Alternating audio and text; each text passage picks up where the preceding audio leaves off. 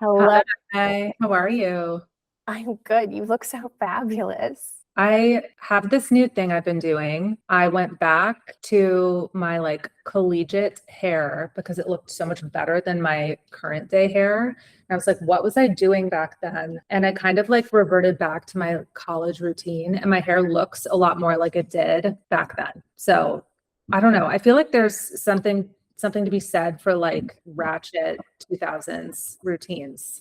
I completely agree. And we're going to get into some of the nostalgia factor of it all today Okay. because I know that you and I can definitely kiki and relate on that. Today, I am joined in the salon by Claire Perkins, a creative director, visual strategist, experience designer, and chief taste officer to the aesthetically obsessed. Claire is the founder of Studio Nonpareil, a Chicago based creative studio focused on brand strategy, creative direction, experience design, and world building.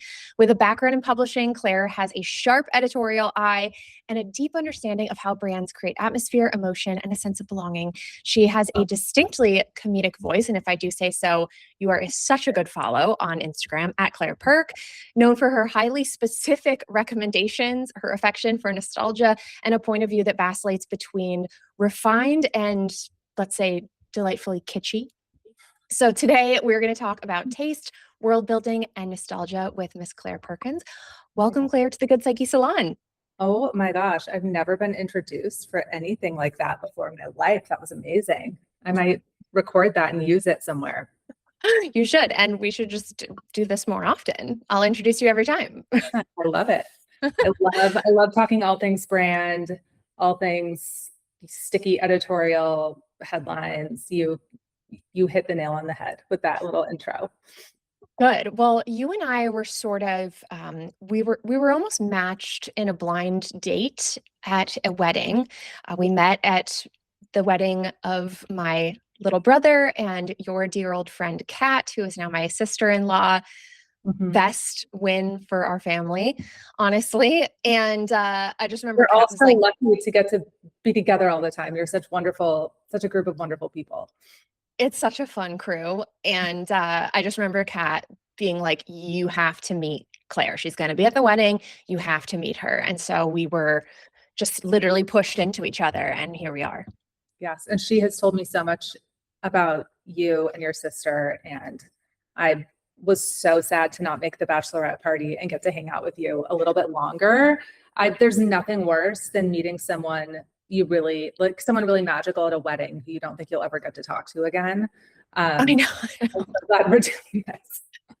It's so true. Well, first off, Claire, your Yeah. apartment is incredibly chic. What is your personal design aesthetic? I feel like maybe creating graphics all the time is a little bit of you get a little bit fatigued with too much stimulation. So I try to kind of keep everything tamped down a little bit. But I do love very feminine pastel kind of colors. I recently did one of those color analysis things with all the seasons and discovered that I'm a light spring, which is actually perfect because it's all beautiful pastels. And when I do color, it tends to be very light. I feel a Yes. little bit like it's too much if I'm wearing a ton of brights or if my house is full of brights. I'm not really one of those unicorn color people with all the brights. I tend to like very pale colors and very dark colors, which is actually funny because those tend to be the colors my clients like for their brands. Luxury tends to be more pale and really deep colors as opposed to too many saturated brights. Yeah, I completely agree. When I think of you, I definitely think of pale pastels.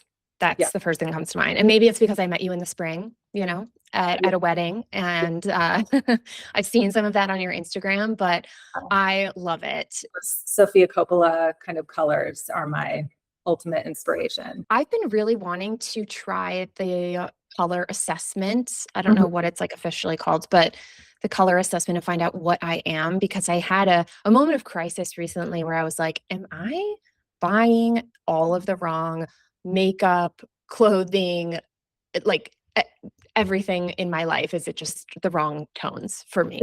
I would recommend doing it. I was told I should not be wearing black, which I really did not like hearing that. And it's not something I've adhered to, but all the other recommendations are so you just start, everything kind of clicks into place.